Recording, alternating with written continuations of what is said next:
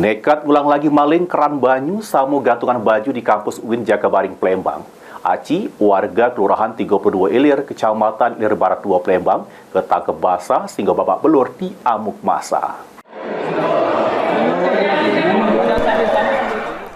Tertangkap basah oleh Satpam pas maling di kampus Universitas Islam Negeri Palembang yang berada di Jalan Pangeran Ratu, Kecamatan Seberang U1 Palembang.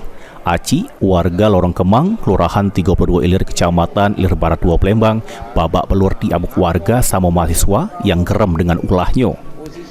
Selanjutnya pelaku digelandang ke Mapolrestabes Palembang guna dilakukan pemeriksaan lebih lanjut oleh tim penyidik Satreskrim Polrestabes Palembang. Menurut keterangan Madon, salah siko Satpam UIN, bermula dari hilangnya keran banyu sama gantungan baju di kampus ini, sehingga langsung dicek CCTV. Sesudah berhasil maling sekali, pelaku ini beraksi lagi, sehingga langsung diamankan sampai jadi bulan-bulanan masa. Lewat depan Tarbiyah di depan kami ini dia lari ke Saintek dia. Iya. Saintek kami sergap di Saintek dia, forum di Saintek. Itu masuknya nyamar jadi apa katanya? Tak benar mahasiswa itu nyamar dia, Pak. Jadi mahasiswa? Iya. Terus? Tapi kalau kemarin pemasker dia, hari ini tidak pemasker.